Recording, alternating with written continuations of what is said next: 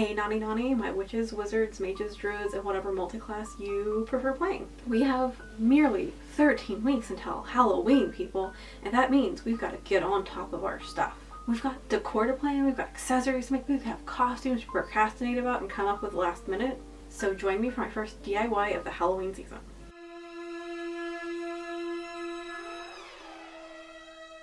Hello and welcome to Bookhoarding by Bianca. That's me.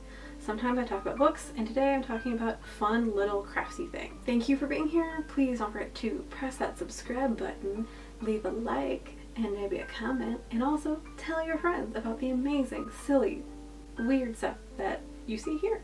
So Halloween is my favorite season, and I don't know about you, but last year I was just not in the right space to be celebrating anything. This year I am way less emotionally and mentally exhausted, and I want to find something to celebrate and get excited about, and that's gonna be Halloween. So because I'm feeling refreshed and energized this year, I've already gotten to start on some little projects, and this first thing that I'm going to talk about is a one afternoon, maybe even 1 hour project that you could just whip up, and it's a great little accessory to have for Halloween. Actually, before I say one more word about this, I'm going to summon Scrap Monster.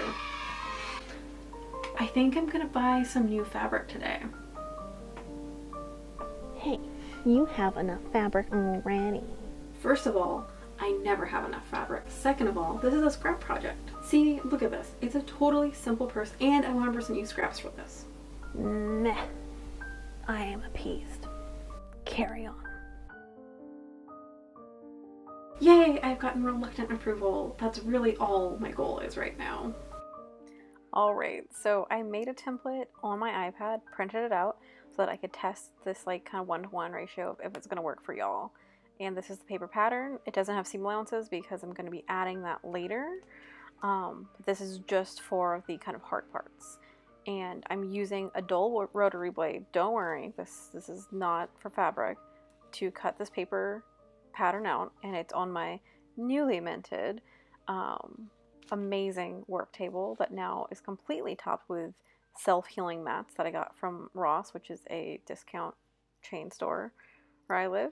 And it's really great because that means that I can cut all I want using rotary cutters on the table, and it's not going to hurt my table. It's going to be fine, and it's actually pretty smooth sailing. And I use my dull rotary cutter blades for paper crafts because it's just easier. So I'm using some kind of harder interfacing stuff that I had on hand, but you can use whatever you want. I was just like, this stuff has just been sitting around. I'm just going to put this to use because I'm just tired of seeing it. But you could totally use cardboard, cardstock, whatever you have on hand. So for the fabric for this, I was going after any of my scraps or unused stuff. You can see I had a lot of options here, and I eventually just went with the black textured one. Just because I wanted to use it. I don't have a ton left, and I was trying to get through a bunch of my random bits of stash. The silk was kind of cool, but I'm like, I'll probably save the silk for some like night core inspired casual night dress of some kind. Anyway, so for the basic hard part, again, you can use cardboard or some heavy cardstock interfacing, whatever you have. Because like this is supposed to be like some basic, just 1 hour easy peasy crafty project, right? I'm just using what I had on hand, and this doesn't have a seam allowance, but I will be using this as the basis for the rest of the purse. Basically, like, it's gonna make a little sandwich, and then I'm gonna put a little bag inside between the two sandwich pieces. I just cut this to the exact size, and it's gonna be covered by fabric later. And I will show you how to do that in just a second. But first we have to actually cut out that fabric. So that's what I'm doing here. I just eyeballed, like, I want to say like maybe a 1/2 inch around these pieces on the basic black fabric that I knew would go inside of the little coffin bag. You can use whatever you're comfortable with. I feel like that gives you enough space to get over the edge of that because it's a pretty thick little piece for mine, but like whatever cardstock, cardboard interfacing thing that you use, you'll want to make sure that seam allowance matches up to, you know, how thick that piece is, because if you do it like too thin, if you do a seam allowance that's not wide enough, it's just not going to go around anything. So now I am just doing the same thing for my textured fabric. just making sure that matches up to the black fabrics that I made. It's okay, like, I definitely did not do these as evenly as I could have, but I correct this when I sew them together and like just kind of realign them. I think that's fine. Like, this is meant to be a fun little project, and I definitely trim any excess fabric I have on the inside of this before I pop it inside out, and that's totally fine. Okay, so here are my cut pieces. I have the cut interfacing type thing, the hard thing, and I have 2 pieces for the outside right here. These are going to go on the exterior, this texture material. I really dug it. I think it's really cool. And then this basic black that I had left over from who knows what project this was from. It's actually minorly stretchy, but that has 2 pieces, and that's going to become the interlining, I guess. Like, it's going to be the inside of the coffin sandwich, if that makes sense. And then this black fabric is going to be the outside. And they're just going to make a little sandwich, 2 little sandwiches. And then those sandwiches are going to make another sandwich, which is going to be the bag, if that makes any sense. I mean, it makes sense to me, but this is me pointing that you're doing 2 of all these things. Look at me, planning ahead, pointing at things. I'm so great at this. Thumbs up for you. Anyway, thanks for suffering along with me. So then I pinned these, and then I also chalked the outline for the actual hard pieces, so I knew exactly where those needed to hit. I sewed like just along the outer edge because of the thickness of the interfacing I was using, so I didn't need like a ton of extra space. But I did try to make sure that like I was giving enough seam allowance and space for it to A, not be too baggy, and then B, to not be so snug that like it doesn't fit. And you'll see in a second, I'm basically going to sew all around these except for like one side, which I'm kind of showing here. And that side that's going to be open will actually be where I kind of shimmy the hard piece into. And you'll see me here doing something really exciting, which is changing my bobbin. I know that you really wanted to see this. This is like a part of my work room, but I'm taking off the red. I'm working on my mirror, you can see the background. My cosplay, as decided by the Wheel of Projects. And yeah, I'm just swapping this out because I know that like I need to get it together and actually sew this baby together. I almost momentarily just like left it red and was kind of like, you know what, it would look cool to have like red threading. And like, if you want to do that, you do that. There's nothing wrong with you just using some kind of contrasty thread. You also don't have to use black fabric. Like, I definitely thought about screen printing, embroidering, whatever, something cool on these, but I was just like, nah, I couldn't think of anything that I wanted to put on there, and I already have like too many embroidery projects for that to really make sense. But yeah, I just like quickly sewed so fast. I mean, the magic of technology making me look like I sew faster than I do. I just, quickly sew these together, but like, you can definitely modify this as needed for whatever you have. If you have like a cute t-shirt maybe that you don't want to wear anymore, you could use maybe like the graphic part of that for the center of the coffin on one side. Yeah, just have fun with it. I mean, you could also like make it thin enough that like you could put pins through it, like your Disney pins, your fandom pins. You could just like use this as like a cute little thing to hold those on one side. The options are kind of limitless, but again, this was like a little scrap project. I'm like, I'm not going to use these things for like a full-fledged outfit. They're going to be detail pieces, if anything. Might as well make them detail pieces here. So you see that I have now sewn across many sides. Left one side open. And then this is me. I've trimmed already the seams around this so that like, it's not so baggy. And then I'm going to struggle. Watch me attempt to put this inside out with one hand while I hold the camera, because like putting this on a tripod would be too hard, right? Like, it would make so much more sense, but I'm a Virgo, and instead I like to struggle. Okay, so now I have gotten that inside, the hard thing inside between the soft bits, and I'm using clips to just hold it down, because again, I was too lazy to go find my actual sewing clips, so I used the office supplies that I actually already had on the desk. to hold down that one side that I knew needed to sew down. So this is actually a failure. I thought about doing a bottom for this, so it would be a little bit wider, and just doing a bottom. So then it would be 3 pieces. But really, it needs to be a box for this to work. Like, this piece was going to connect to the bottom of the 2 coffin pieces and be kind of this, like, in-between thing. And I even sewed it. But you know what? Like, once I put it together, and you'll see here, I'll kind of, like, point and, like, show how it would have worked. So it would have been that and then that piece. And it was just going to create, like, more space for a bag. But it just, like, didn't work. And I didn't like it. But I didn't want to make this the complicated box thing, because I know, having made one of those box things, that's just like a lot of work and like pinning and basting and all these things. But anyway, I got a 13 by 13 inch square of this other fabric I had. I like the stripy bit about it. It's, you know, still very gothy and, you know, has Halloween vibes.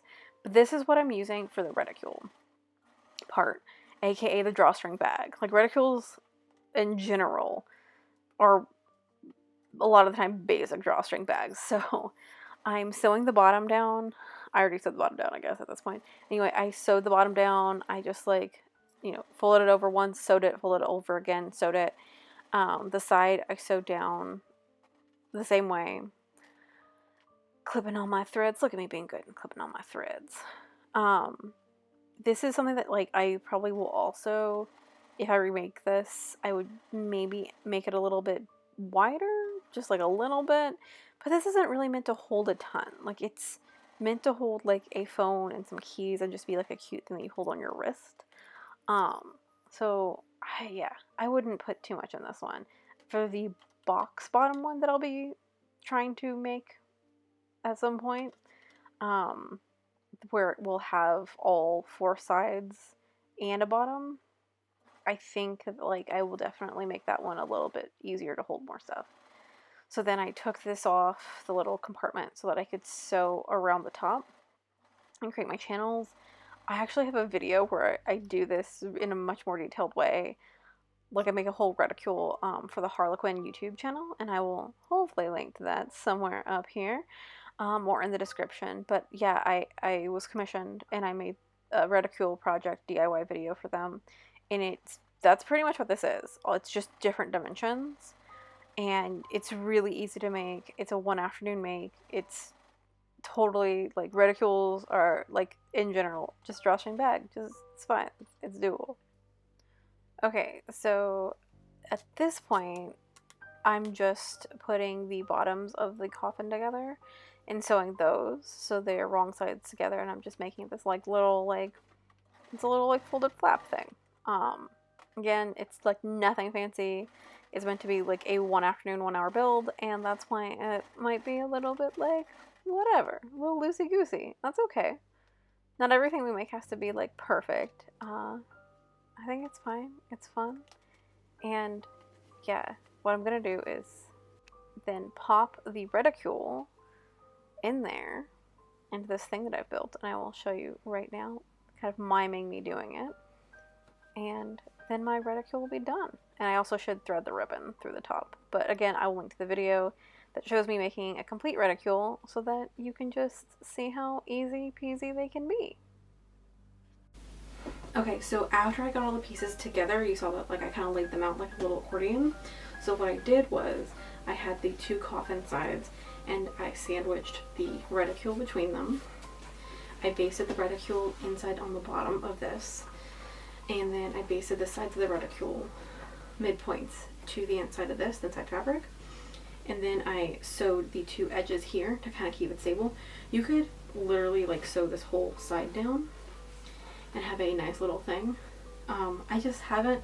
I kind of like this, but, like, I probably will go back and make a different version of this that will have the more box bottom sides that are just like these reticules that I've made, that will have a full 4 sides and a 5th piece, which is the bottom, so it can rest in there. But this was, like, supposed to be a really easy project, a 1 afternoon, 1 hour thing, so I didn't go into all that, which is why it is much more simple. You can see here, basic coffin shape. I can put a few things in here, close it up, put it on my wrist, walk around with it, throw it in the car, throw it in my bag, whatever I need.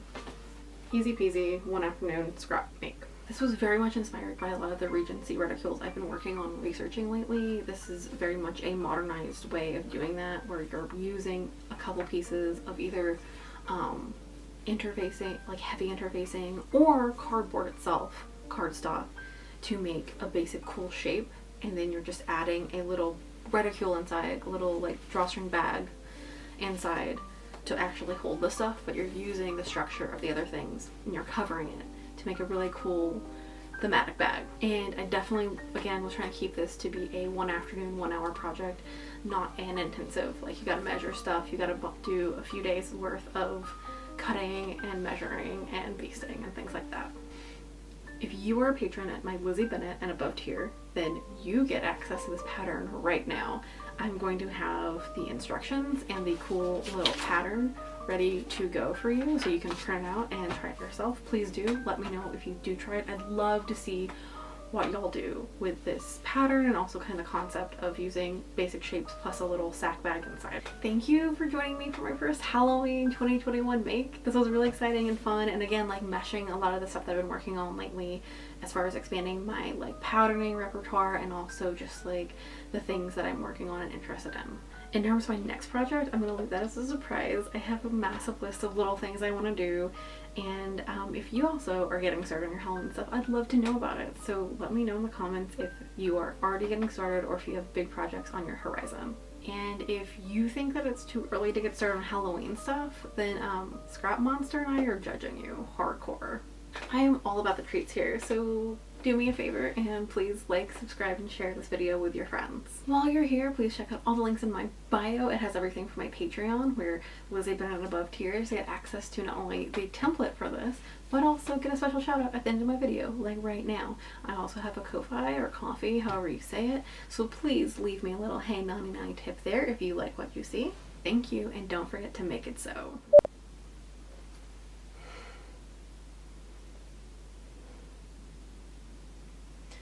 And then, I'm Pete. Carry on.